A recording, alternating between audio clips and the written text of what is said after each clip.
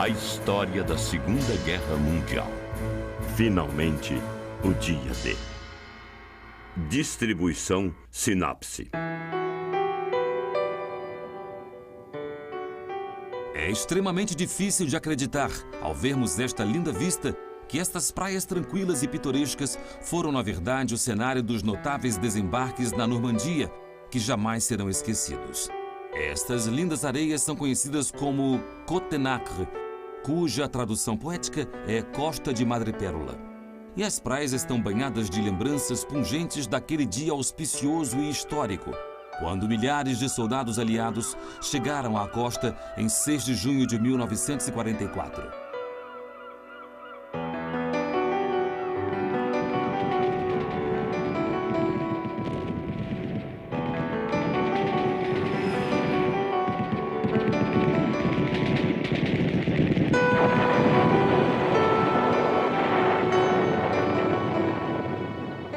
Os eventos que ocorreram aqui são celebrados como o Dia D, e, sem dúvida, essa invasão ousadamente heróica e essencialmente libertadora marcou o início do fim da Segunda Guerra Mundial.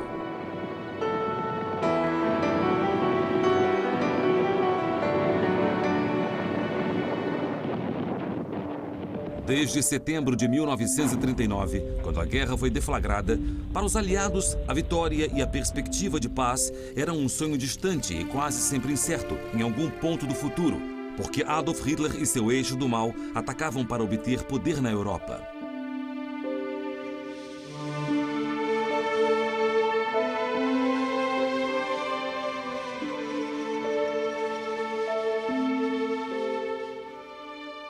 Mas em 1942, as névoas da dúvida começaram lentamente a dissipar-se e a visão de um mundo livre da tirania começou a emergir. E embora até o dia D a guerra ainda pudesse ter virado a favor de Hitler, enquanto os preparativos eram feitos, a sorte pareceu sorrir para os aliados por algum tempo. Primeiro no norte da África e depois através do Mediterrâneo até a Itália.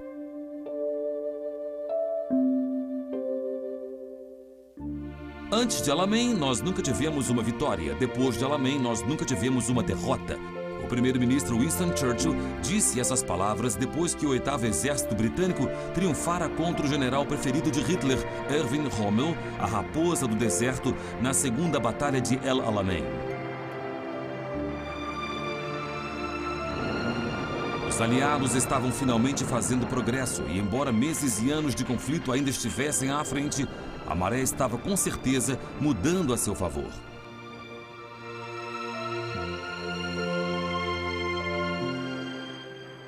Agora, embora os eventos no norte da África tenham sido cobertos com detalhes nos programas anteriores desta série, vale a pena tirar um instante para dar uma breve olhada para trás, porque os atores-chave dos desembarques do dia D já estavam surgindo. E isto nos dá a oportunidade de descobrir um pouco mais sobre o retrospecto dos notáveis heróis da Operação Overlord que desempenharam tais papéis-chave nos desembarques da Normandia.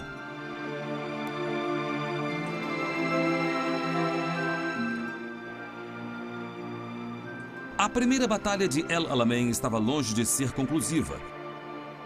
As forças aliadas batalharam contra os alemães do dia 1º ao dia 27 de julho de 1942, com o resultado chegando a um impasse, ao custo de cerca de 13 mil baixas aliadas.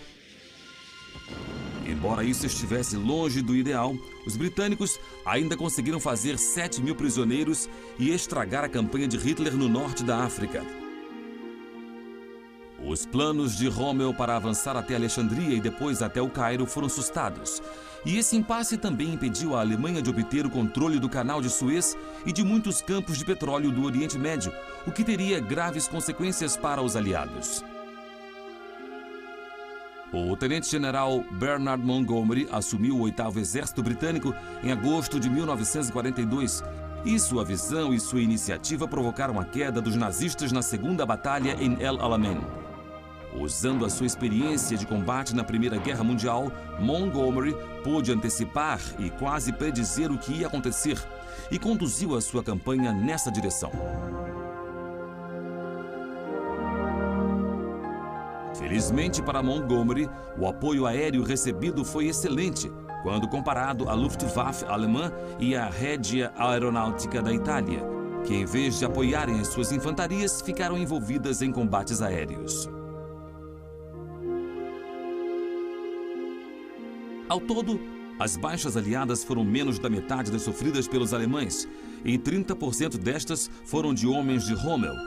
E ele não teve outra opção senão bater em retirada, deslocando o restante de seu exército para a Tunísia, onde uma melhor ação defensiva poderia ser empreendida.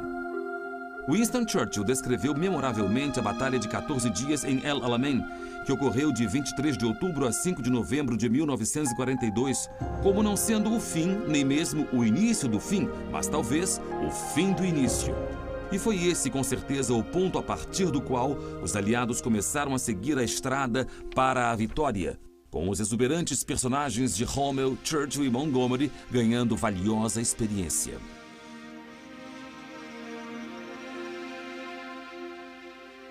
Com o fim da batalha pelo norte da África, os aliados poderiam saltar para a Europa através do Mediterrâneo, e a ilha da Sicília era o próximo alvo.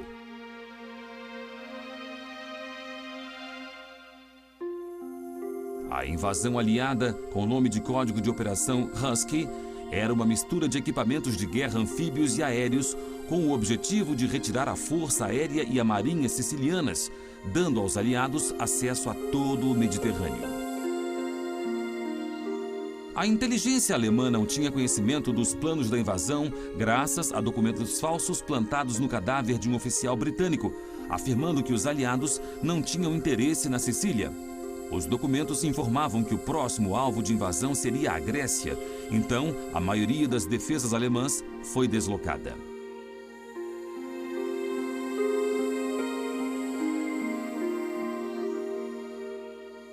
Os paraquedistas foram os primeiros a invadir logo após a meia-noite de 9 de julho de 43, mas devido a ventos muito fortes, muitos pousaram quilômetros fora do curso e na ordem errada. Mas essa confusão, na verdade, provou ser muito positiva.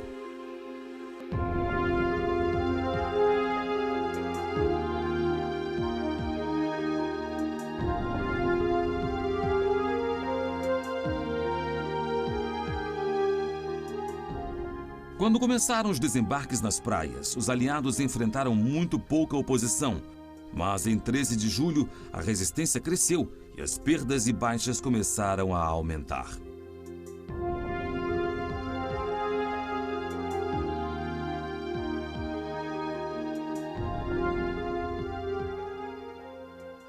O notável general norte-americano George Patton, que era o comandante do 7º Exército dos Estados Unidos, e igualmente tão franco quanto Montgomery, capturou a capital, Palermo, o que provou, tanto para italianos quanto para alemães, que a Sicília havia caído, e estes bateram prontamente em retirada.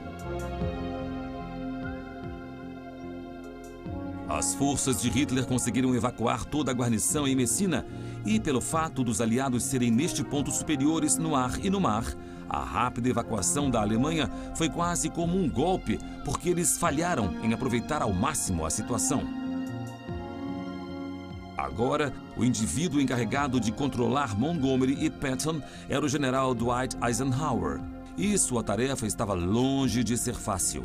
Enquanto o progresso através da Itália era lento, as tensões entre Montgomery, Patton e outro norte-americano, o general Omar Bradley, aumentavam. E foi preciso toda a capacidade diplomática de Eisenhower para evitar que surgisse uma guerra entre seus generais, antes que a luta contra Hitler e o esforço final para a vitória pudessem começar.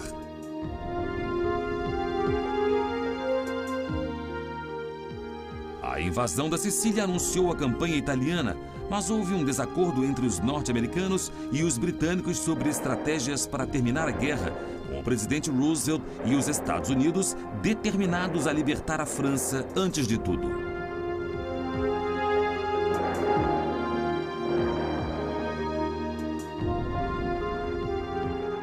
Porém, Winston Churchill era da opinião de que eles precisavam tratar da Itália e retirá-la da guerra o mais rápido possível. Enquanto os aliados lutavam lentamente na Itália no decorrer de 1943, os planos para uma invasão em escala total da Europa ocupada pelos nazistas ganhavam impulso. Os russos, que aguentavam firme contra Hitler no leste, foram à Conferência de Teherã junto com britânicos e norte-americanos, reunindo Joseph Stalin, Winston Churchill e Franklin Delano Roosevelt pela primeira vez desde que os soviéticos tornaram-se parte da Operação Aliada. Chegara a hora de botar em ação a estratégia final para derrotar Adolf Hitler, começando com a invasão da França, com o nome de código de Operação Overlord. E Dwight Eisenhower foi mais uma vez o homem selecionado para assumir como comandante supremo. Ele iria precisar recorrer à experiência de gente como Montgomery e Patton se quisesse que a missão fosse bem sucedida, juntando essas várias personalidades. E enquanto as praias da Normandia foram selecionadas como local onde ocorreriam os desembarques do dia D, havia muita coisa a ser feita em um curto espaço de tempo.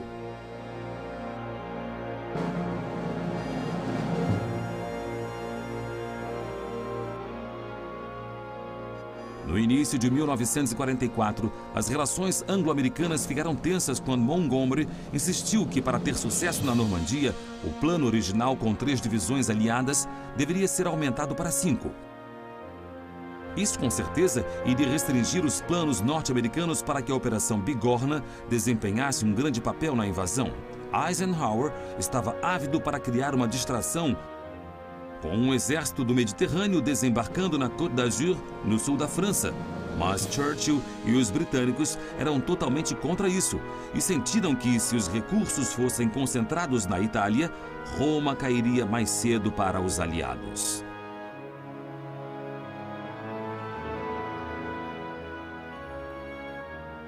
Churchill até escreveu ao presidente Roosevelt pedindo que muitos dos navios de desembarque e de tanques, mais conhecidos como LSTs, fossem transferidos da Operação Bigorna para a Operação Overlord.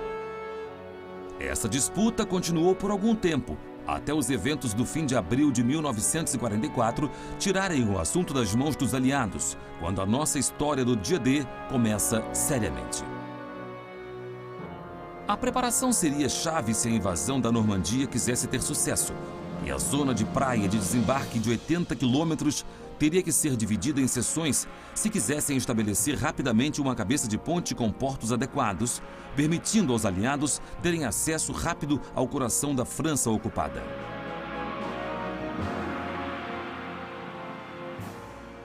Foi decidido que as divisões do exército norte-americano desembarcariam mais próximas de Cherbourg, nas praias com o nome de código de Utah e Omaha, enquanto britânicos e canadenses desembarcariam nas praias de Gold, Juno e Sword, ao longo da extensão de litoral que levava a Caen. Ensaiar para a invasão era vital e os norte-americanos que iriam desembarcar na praia Utah estavam envolvidos em uma missão prática com o nome de código de exercício Tigre. Uma extensão similar do litoral de Devon foi selecionada em Slapton Sands, quando 30 mil soldados foram postos para marchar, mas aí ocorreu o desastre. Barcos torpedos alemães de Cherbourg atacaram e torpedearam 5 navios de desembarque de tanques, o que foi um golpe amargo, tanto para a Operação Overlord quanto para a Operação Bigorna.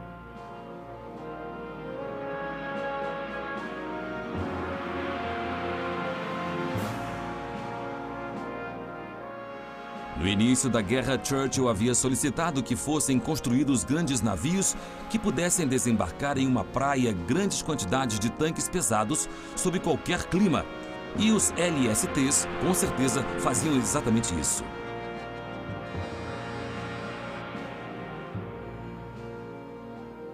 Mas as perdas em Slapton significaram o adiamento da Operação Bigorna para dar o maior apoio possível ao dia D. E com 700 homens perdidos, o desastroso ensaio também foi uma tragédia humana.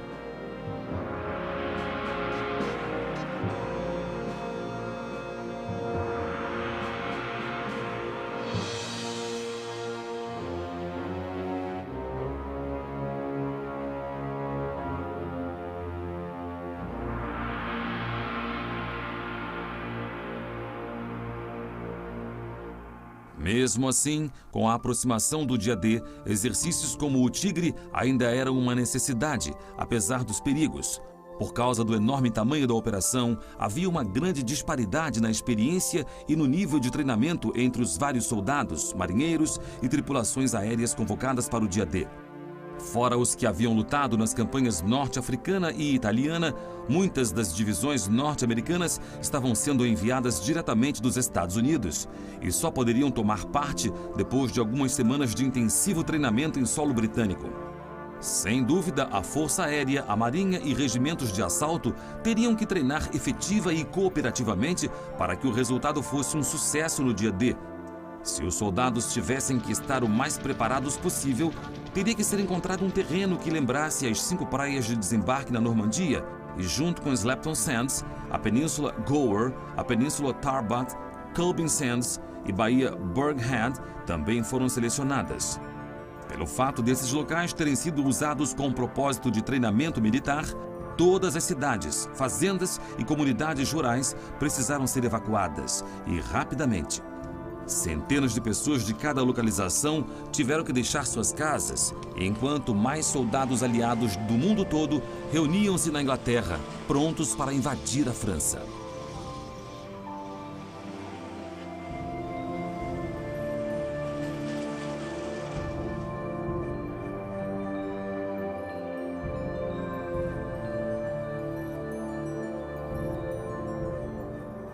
Em pouco tempo, a Costa Sul virou uma imensa zona de treinamento e embarque, com cada possibilidade planejada para durar abril e maio. Além dos homens, vastas quantidades de veículos militares e materiais bélicos foram requeridos. Porém, o mais importante de tudo, cada movimento feito tinha que ser mantido em segredo. Hitler e seus generais sabiam muito bem que um ataque era iminente. Mas uma das coisas mais atordoantes sobre o dia D foi o modo como a contra-inteligência aliada conseguiu manter os detalhes da invasão em segredo.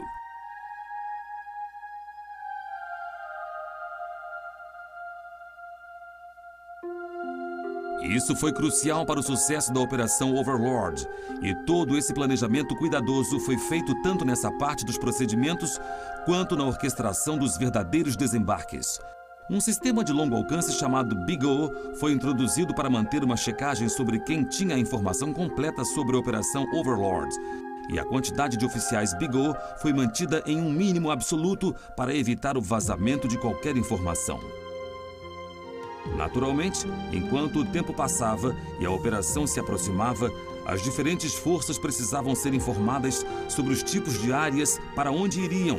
Mas o medo dessa informação se espalhar era tão grande que qualquer um que soubesse as localizações planejadas era mantido sob estrita supervisão e, em alguns casos, ficava atrás do tipo de cerca de arame farpado que esperava se encontrar em um campo de concentração.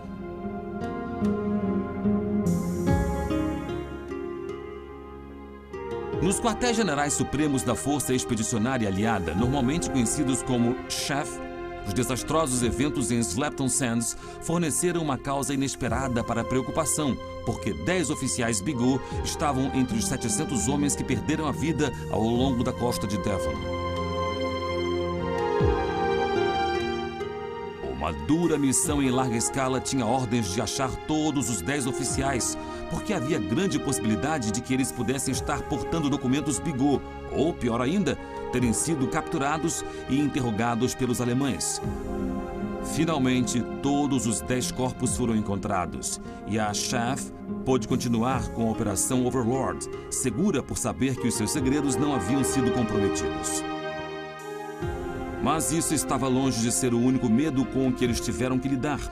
Um major-general norte-americano tomava drinks em um hotel de Londres e, sem pensar, reclamou que não poderia receber suprimento algum até cerca de 15 de junho, depois da invasão.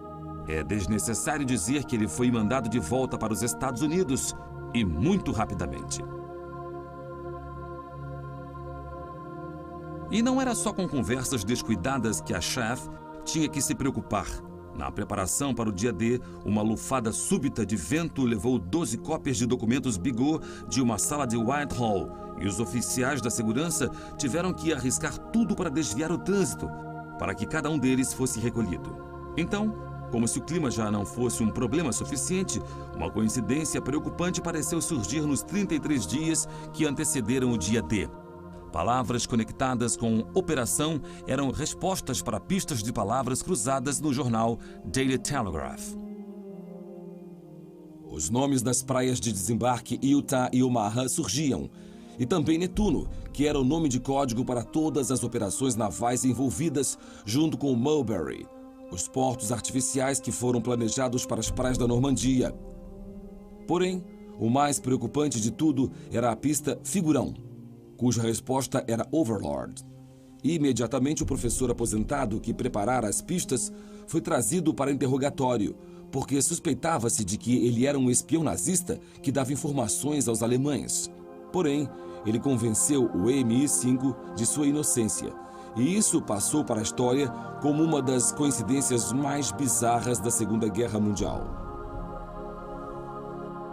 A Schaeff tinha razão em ser tão cautelosa. Todo o resultado da guerra e muitos milhares de vidas dependiam do segredo.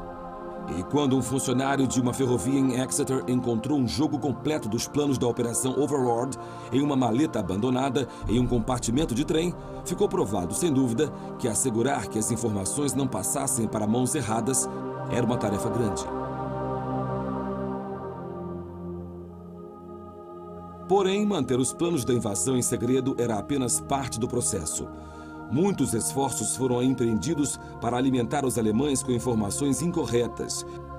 E isso deu muito certo. Para começar, a rota mais lógica para uma invasão aliada seria entre Dover e Calais. E a Schaeff fez todo o possível para ter certeza de que era isso o que os alemães estavam esperando. Para cada voo de reconhecimento sobre a Normandia, eram feitos 2 sobre o Pas de Calais, e também barcaças de desembarque falsas no estuário do Tâmisa e nos portos do canal ajudavam no logro. Essas distrações tornaram-se tão complexas que o projeto de desinformação foi até reconhecido oficialmente como Operação Fortitude.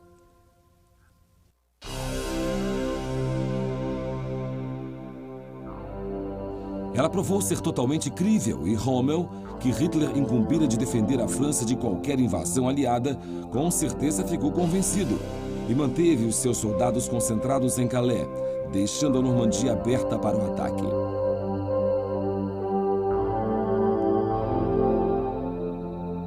Enquanto o dia D aproximava-se rapidamente, também era essencial que a resistência francesa fosse avisada de que a força de invasão estava a caminho. Ela havia trabalhado incansavelmente desde a queda de sua nação em 1940 para obstruir o exército alemão de ocupação de todos os modos que pudesse.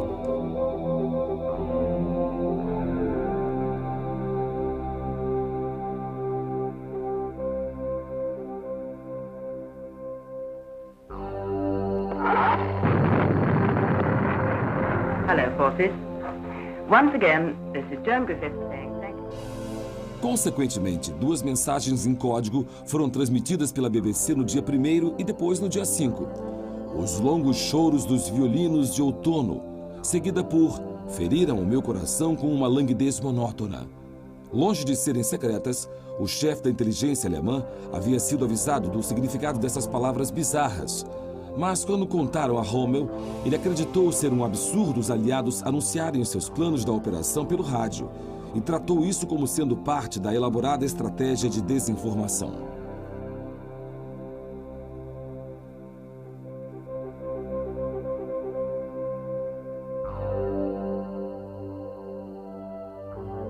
Muito foi pensado para planejar a data perfeita para a Operação Overlord. E o comandante em chefe da Força Expedicionária Aliada, Eisenhower, considerou tudo, do clima e marés até as fases da Lua. Uma lua cheia seria essencial para a luz, junto com uma maré de primavera, e inicialmente o dia 5 de junho foi escolhido. Porém, quando o clima ficou anormalmente tempestuoso, os aliados enfrentaram uma decisão incrivelmente difícil. Eisenhower sabia que se adiasse por mais de um dia, a operação teria que esperar mais uma quinzena inteira pelas condições certas. Já houvera muitos perigos, e quem poderia dizer se seria possível manter os planos em segredo dos alemães por mais 2 semanas?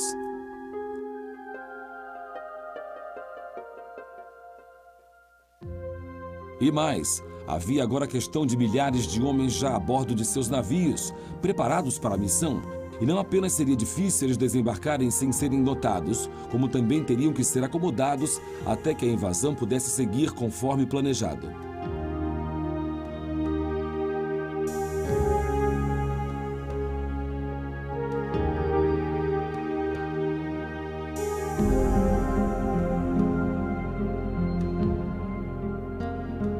Mas Eisenhower tinha a opção de adiar até o dia seguinte, quando a previsão do tempo, embora ainda temerosa, era ligeiramente mais promissora.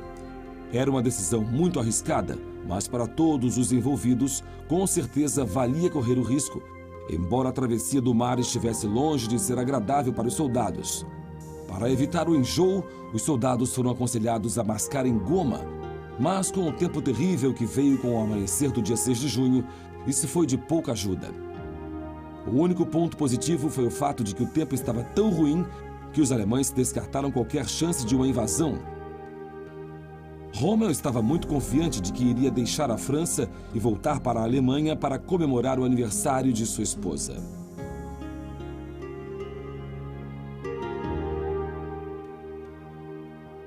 A Operação Overlord começou em duas fases, a primeira sendo um assalto aéreo, enquanto a segunda era o desembarque anfíbio da infantaria aliada. A segunda fase dependia imensamente do sucesso da primeira, porque o bombardeio aéreo e o fluxo de soldados iriam formar uma força de apoio pronta para assegurar uma escapada rápida da cabeça de ponte. Os soldados britânicos e norte-americanos pousaram após o assalto aéreo logo depois da meia-noite, nas primeiras horas do dia D.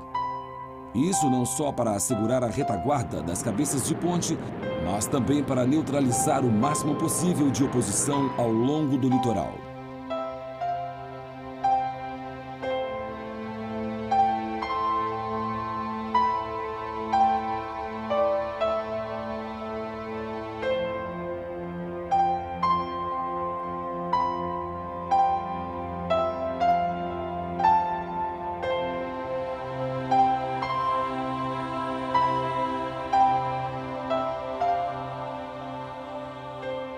Era estrategicamente vital capturar duas pontes ao norte da cidade de Caen, nas pontas britânica e canadense das praias de desembarque, porque elas davam aos alemães uma oportunidade de atacar de terra.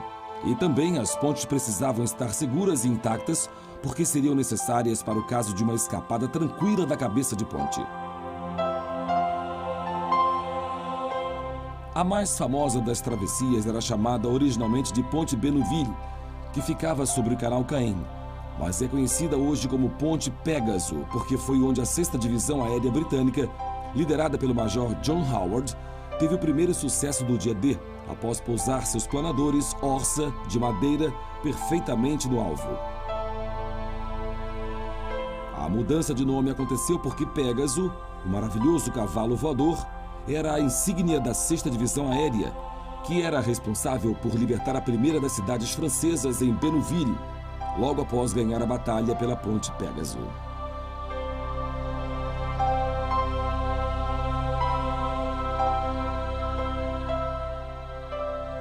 O ataque aéreo aliado continuava enquanto os aviões da Força Aérea dos Estados Unidos decolavam do sul da Inglaterra para assegurar o perímetro noroeste e evitar qualquer contra-ataque alemão em direção à extremidade Cherbourg das praias de desembarque.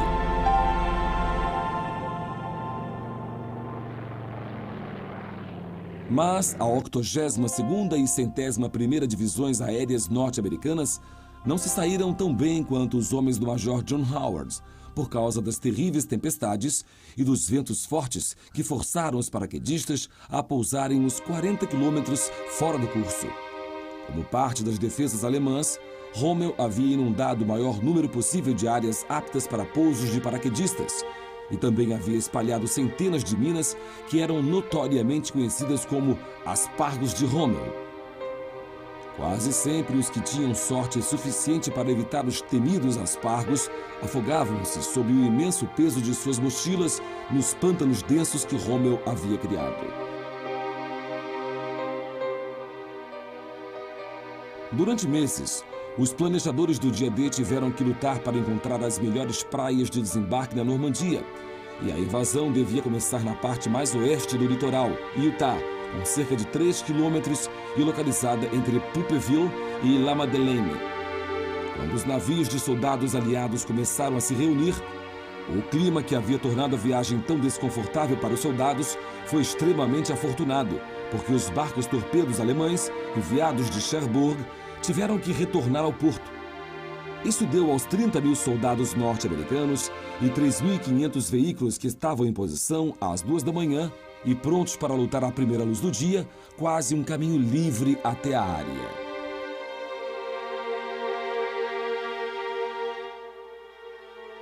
As forças aerotransportadas, apesar de muitas delas pousarem fora de curso, também tinham feito a sua parte. E um dos filmes mais conhecidos sobre os desembarques na Normandia, o mais longo dos dias, dos anos 1960, retrata esses eventos iniciais e uma história em particular. A uma curta distância da praia Utah fica a charmosa cidade de Saint-Marie-Église. Nas primeiras horas do dia D, 3.000 paraquedistas pularam dos céus, e um deles era o recruta John Steele, que entrou para a história pelo resultado de seu pouso mais infeliz. O paraquedas de Steele ficou preso no fino campanário da imponente igreja, deixando-o balançando indefeso. Durante 2 horas, ele conseguiu ficar pendurado, fingindo estar morto. Mas os alemães acabaram vendo alguns movimentos e ele foi feito prisioneiro. Um boneco paraquedista ainda está pendurado no campanário até hoje, como lembrança da incrível bravura de tantos soldados aliados que deram o máximo para libertar a França.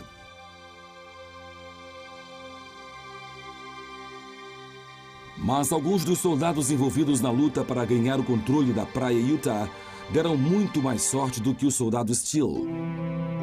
Um outro contribuinte dos livros de história sobre o dia D foi o general de brigada Theodore Roosevelt, o filho mais velho do ex-presidente dos Estados Unidos.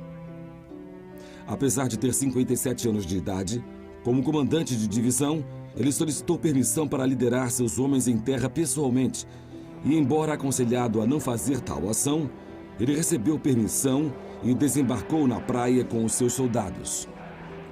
Porém, por causa de uma forte correnteza e de uma enorme quantidade de fumaça causada pelo assalto inicial, a infantaria de Roosevelt desembarcou 1,5 km fora do curso e enfrentou apenas um punhado de soldados alemães que pouco puderam fazer para defenderem-se desse inesperado avanço aliado. Roosevelt é notoriamente citado por ter dito quando avisado do erro: "Vamos começar a guerra daqui", o que fez prontamente liderando o avanço para o interior. Ironicamente, a parte da praia onde os soldados deveriam desembarcar estava fortemente defendida e muitas vidas mais teriam sido perdidas, caso as coisas saíssem conforme planejado. Roosevelt com certeza tirou total vantagem da situação e seu pensamento rápido e seu intelecto estratégico garantiram a ele uma medalha de honra. O desembarque bem-sucedido em Utah foi melhor do que Eisenhower poderia ter esperado, principalmente porque houve apenas 197 baixas aliadas e apenas 4 dos 32 tanques desembarcados foram perdidos. Esses números foram um crédito à habilidade e à coragem de todos aqueles envolvidos nos desembarques, com a vantagem adicional de que a sorte com certeza fez a sua parte. Porém, as forças aerotransportadas pagaram um preço muito maior, com o custo real de ter conquistado o controle da praia de Utah a partir de muitos paraquedistas que foram mortos ou capturados. Eles ficaram limpando as saídas durante 5 horas antes dos desembarques em Utah e causaram confusão suficiente para evitar um contra-ataque alemão. Infelizmente, ao fim da ofensiva, a 101ª Divisão Aérea havia perdido 40% de sua força de luta, o que, junto com os homens também perdidos na tragédia em Slapton Sands, significava que os norte-americanos sofreram muito mais em Utah do que os números de baixos sugeriam a princípio. Hoje, a invasão em Utah é lembrada pelo início muito positivo que deu ao dia D, anunciando a libertação da França.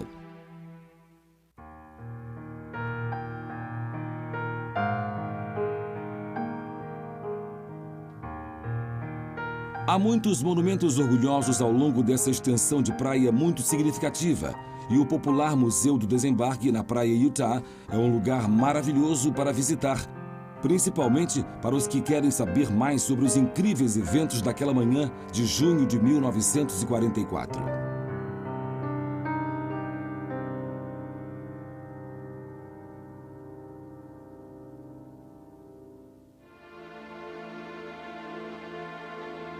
Mas o triunfo relativamente fácil em Utah não poderia ter sido mais diferente do que a batalha desastrosa e muito sangrenta que ocorreu na praia vizinha de Omaha.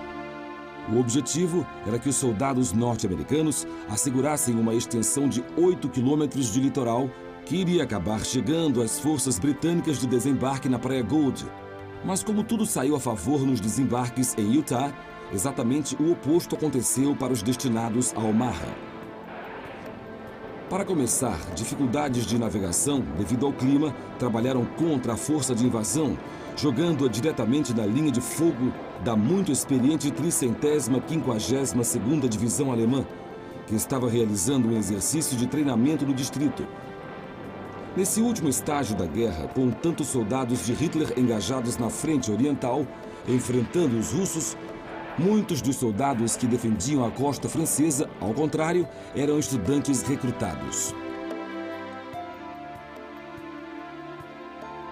Além da má sorte de uma posição fortemente defendida, um erro de desembarque teve mais consequências desastrosas, quando 29 tanques foram soltos de sua barcaça de desembarque cedo demais, fazendo com que 27 desses veículos de apoio essenciais e suas tripulações afundassem, deixando os homens que gritavam em terra ainda mais vulneráveis ao fogo inimigo.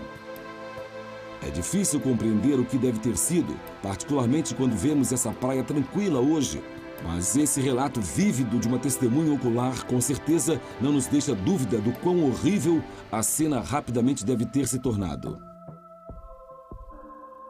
Com 10 minutos das rampas sendo baixadas, a Companhia A ficou inerte, sem liderança e quase incapaz de agir. Todos os oficiais e sargentos tinham sido mortos ou feridos. Tornou-se uma luta por sobrevivência e salvamento.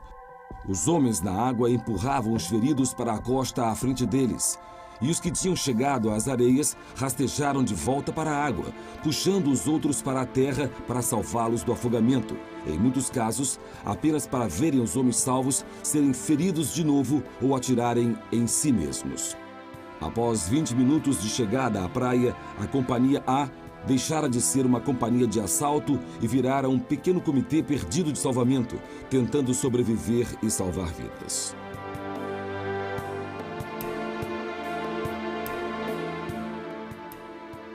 Mesmo assim, o espírito de luta daqueles norte-americanos corajosos brilhou, e enquanto as companhias que foram separadas reagrupavam-se e as patentes baixas avançavam para substituir seus comandantes que haviam caído, eram feitos avanços lentos, porém certos.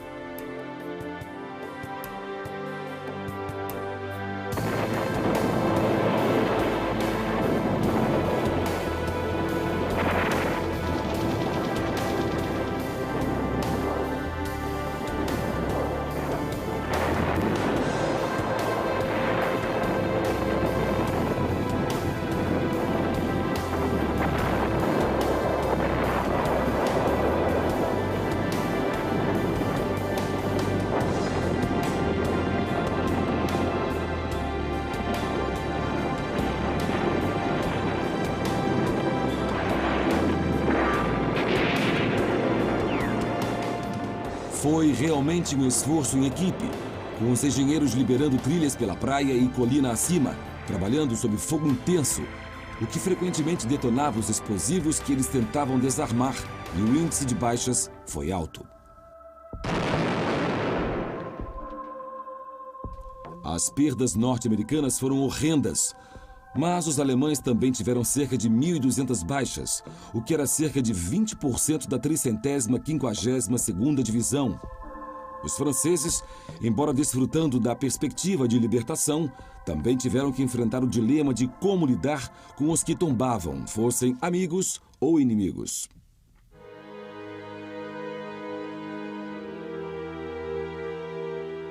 É desnecessário dizer que, tendo sido oprimidos pelos alemães desde 1940, levou um certo tempo para haver um espírito de paz e reconciliação. Mas quem visitar os túmulos ao longo do litoral da Normandia hoje vai ver como uma solução digna finalmente foi encontrada para resolver esse problema.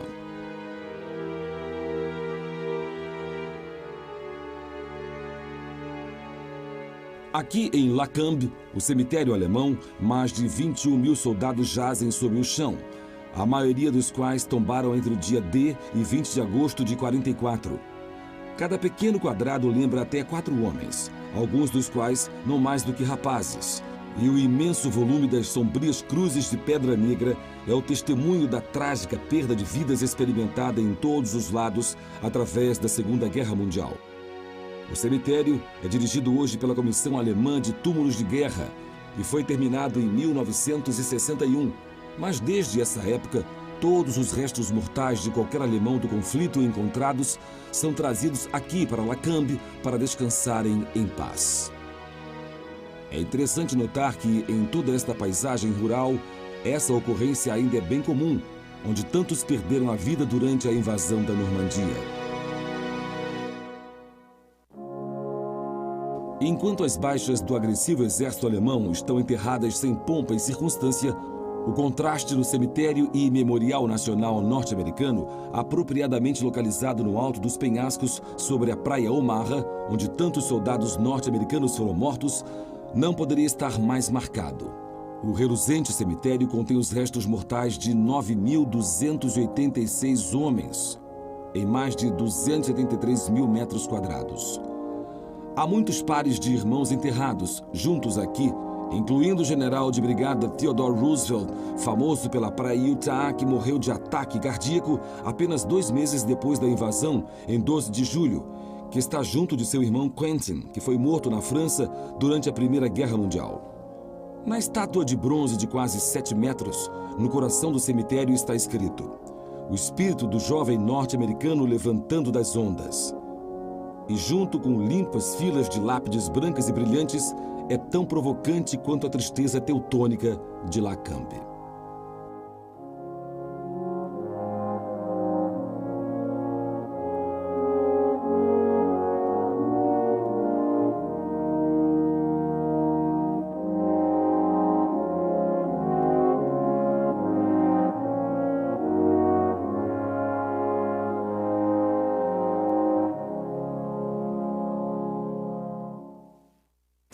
Além de receberem a incumbência de tomar as praias em Utah e Omaha, os norte-americanos também receberam a tarefa de atacar a Pointe du Roc, um cabo estratégico sob controle alemão.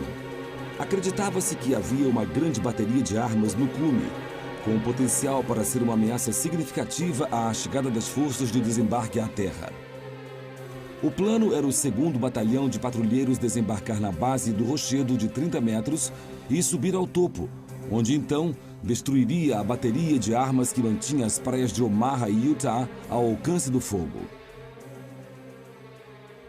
Sob o comando do coronel James Ruther, os bravos patrulheiros lutaram duramente sob ataque feroz para chegar ao topo, enquanto os alemães, de seu ponto alto privilegiado, tinham distinta vantagem. Dos 225 homens que participaram dessa operação periculosa, 135 foram mortos, feridos ou listados como desaparecidos em ação, contribuindo para um índice de baixas de 60%.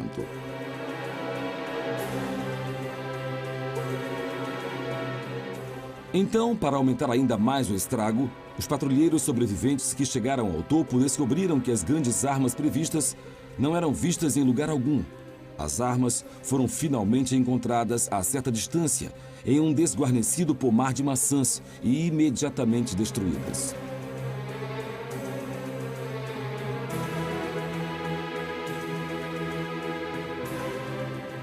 Seguindo sempre em frente e para o setor britânico e canadense, a praia de desembarque seguinte, depois de Omaha, recebeu o nome de código de Gold. Os objetivos para os soldados aqui, junto com os desembarques na praia Juno, era libertar a cidade de Bayeux, assegurar a estrada Caen-Bayeux e ocupar o porto de Arromanches. O bombardeio pelos couraçados no mar começou às 5h45 da manhã e os desembarques ocorreram 5 minutos antes do previsto, às 7h25. Como havia acontecido em Omaha, houve dificuldades para trazer os tanques determinados para a terra por causa das condições do tempo. E eles tiveram que ser desembarcados mais cedo devido ao mar agitado, resultando no afundamento de uma dúzia deles antes que chegassem à costa. Embora os soldados tenham enfrentado pesada resistência nas primeiras horas, conseguiram romper as linhas alemãs sustentando baixas de cerca de apenas 400 homens, comparados com as milhares de vidas perdidas em Omaha. Após assegurarem Gold, os soldados britânicos conseguiram unir-se aos canadenses, que haviam desembarcado na vizinhança da Praia Juno, a seguir no litoral, mas não conseguiram completar o seu objetivo primeiro de alcançar e assegurar a estrada Caen-Baie.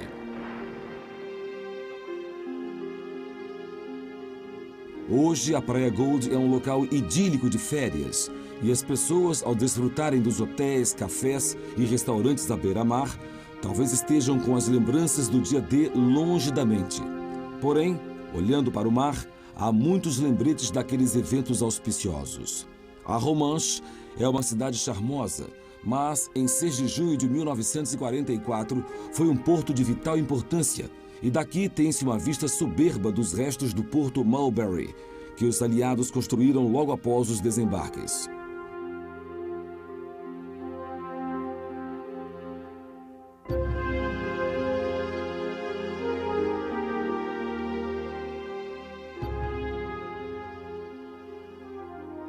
Quando planejaram a Operação Overlord, os aliados perceberam rapidamente que os setores norte-americano e britânico precisariam de portos para desembarcar suprimentos quando as praias estivessem asseguradas. Port-en-Bassin fica entre os dois setores, mas simplesmente não era grande o bastante para abrigar todo o equipamento que seria necessário a grande velocidade. Então, a ideia de construir portos flutuantes foi concebida a partir de componentes que pudessem ser rebocados através do Canal da Mancha no rastro da força de invasão. Os dois portos foram construídos na extremidade da praia Omaha e em Arromanche, com os nomes de código respectivamente Mulberry A e Mulberry B, e eram surpreendentemente grandes, sendo similares em tamanho ao porto de Dover. Cada uma dessas construções temporárias consumiu 600 toneladas de concreto, junto com 16 quilômetros de pistas flutuantes para suportar o fluxo de tráfego. Infelizmente, o Mulberry A norte-americano foi feito em pedaços por um clima mais inoportuno, em uma poderosa tempestade em 19 de junho, e isso foi um grande revés.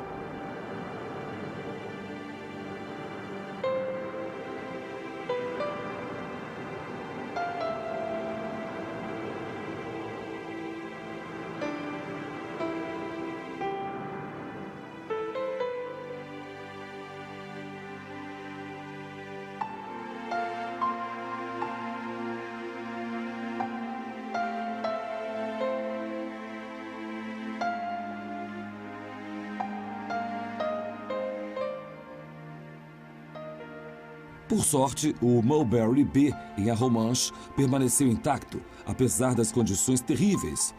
E são os restos dessa construção incrível que ainda podem ser vistos ao longo do litoral hoje.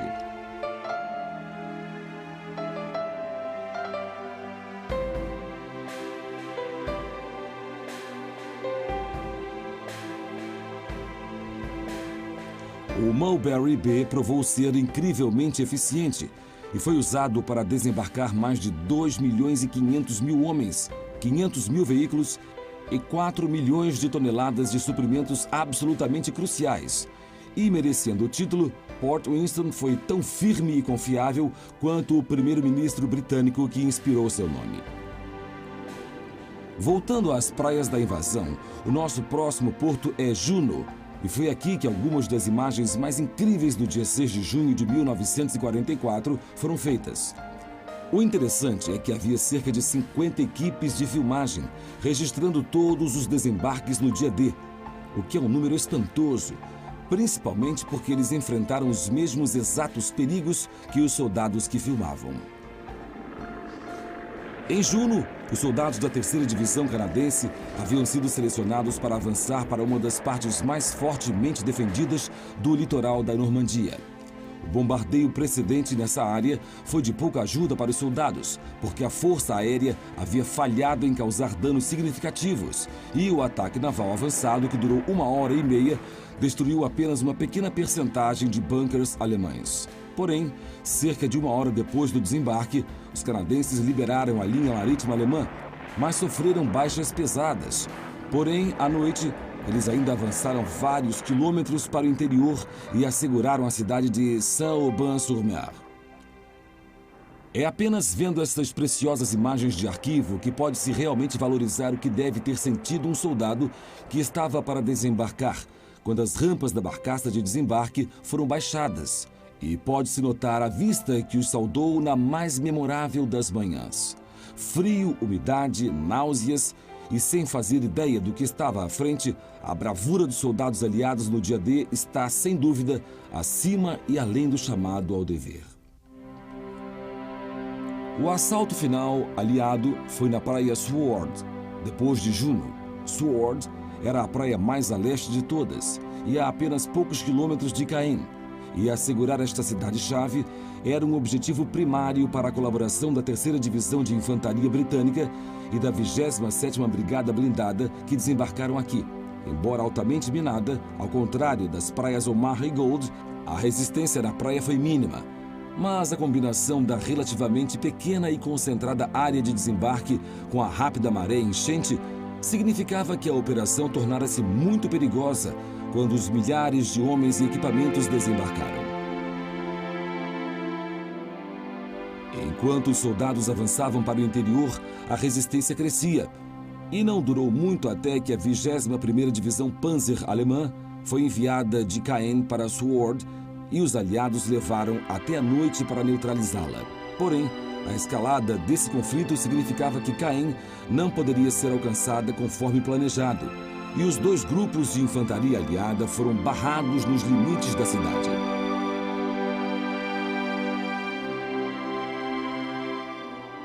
Esse pode não ter sido o mais fácil dos desembarques, mas o espírito indomável dos aliados ao avançar era inconfundível, porque cada um deles fez a sua parte na libertação da França. Uma das histórias mais incríveis contadas sobre os eventos na praia Sword é a do flautista Bill Millen, do 1º Serviço Especial de Lord Lovat. Ao pisar fora da barcaça de desembarque, com água pela cintura, ele começou a tocar na flauta a sua própria versão da música Highland Lady. Quando a praia ficou cheia com os corpos dos que tombaram, entre toda a fumaça e confusão, o flautista Millen continuou a tocar. Na verdade, disse que ele tocou da praia Sword até a Ponte Pégaso, onde os homens de Lord Lovat uniram-se aos soldados britânicos que haviam sido os primeiros a desembarcar na França no dia D. Houve muitas histórias de incrível heroísmo enquanto os dias de junho de 1944 viam a Operação Overlord seguir em frente, na direção do coração da França, e esta era libertada da tirania de Hitler. Contra todas as chances, no fim do dia D, 130 mil soldados aliados haviam ocupado a extensão de litoral entre Cherbourg e Caen, antes que os generais de Hitler sequer percebessem o que estava acontecendo. As baixas foram significativas para os aliados. Só na praia Omaha, 3.000 bravos norte-americanos perderam a vida, mas o fim da guerra estava agora definitivamente à vista. Hitler estava longe de estar acabado, mas as chances de uma vitória alemã foram desaparecendo rapidamente quando junho de 1944 chegava ao fim. Para os aliados, o moral estava elevado como nunca, e enquanto o sucesso do dia D era construído, o sonho de restaurar a paz para um mundo livre estava um pouquinho mais próximo de virar realidade.